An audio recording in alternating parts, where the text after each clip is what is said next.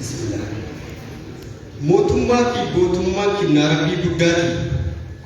Khaliqni shubeeshaa mo'aa mootii hundaati.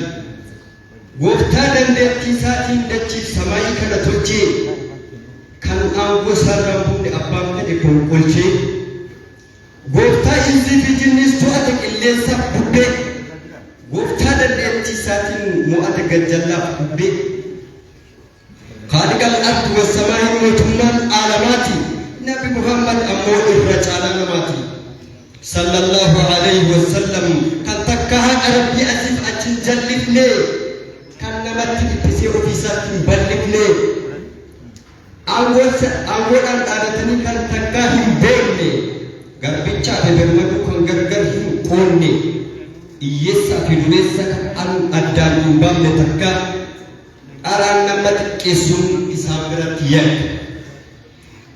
akka ergamaa keenya caalaa ashrafal qalqii faana isaanii hordofnee barbaada dhugaaf haqqii egaa mootichii fi gootichi nama akkamii seetu seenaa isaa dubbiftanii itti wal barteetu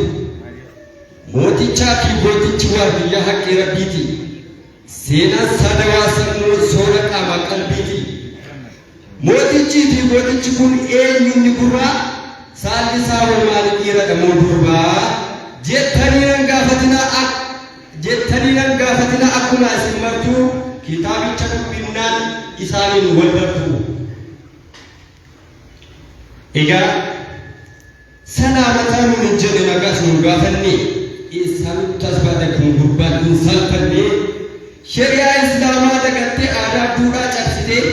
utuu nagaan gaafatiin dubbiinutti labsite jettanii mufattanii yawwana qalbii hirtu assalaamu alaykum wa rahmatullahi wa barakatuh washamaa kan jirtu eeyyen angaa soorata har'aa galaa dhaloota dhufu seenaa waggaatti jarraa dhugaa firuma tufu halkaniif guyyaa fi yeroo baaf aduu dandeesse biqicha guddaa dhiibdee seenaa nu biraan geesse duumessa irraa saaqna dhaabba abuugamerraa biqicha irraa kamna dhugaa hacuucamerraa